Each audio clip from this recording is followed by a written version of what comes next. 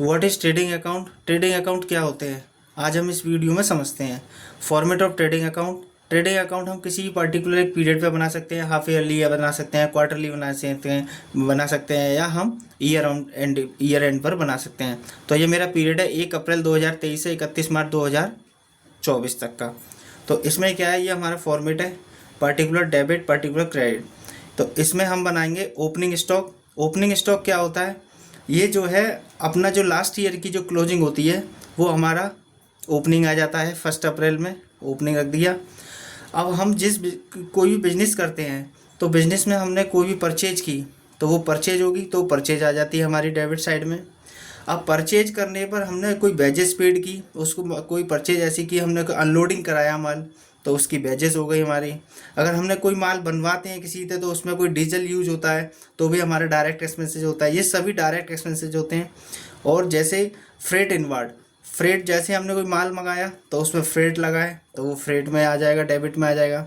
अगर इसके भी अलावा अगर कोई फ्यूल है तो हमने कोई सामान ऐसा बनाया है जिसमें कि हम फ्यूल यूज होता है तो वो फ्यूल भी इसी में आ जाता है।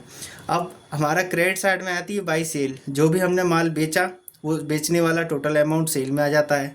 अच्छा, हम कोई भी प्रोडक्ट या तो दो बिजनेस होते हैं, एक तो ट्रेडिंग होता है, एक मैन्युफैक्चरिंग होता है। अगर हम ट्रेडिंग करते हैं तो ट्रेडिंग में तो सेम माल आया और मार्जिन रख के हमने बेच दिया तो वो फिनिश गुड्स ही आता है, फिनिश्ड ही सेल हो जाता है। तो या तो फिनिश्ड गुड्स का सेल स्टॉक होगा या फिर वो मैन्युफैक्चरिंग होगा, हम रॉ मटेरियल खरीद के कोई माल प्रोड्यूस किया और उसको प्रोड्यूस करने के बाद सेल किया, तो वो होता है हमारा रॉ मटेरियल वाला स्टॉक।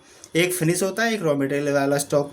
तो अगर हमारा मैन्युफैक्चरिंग बिजनेस है तो हमारा रॉ मटेरियल वाला स्टॉक बचा होगा।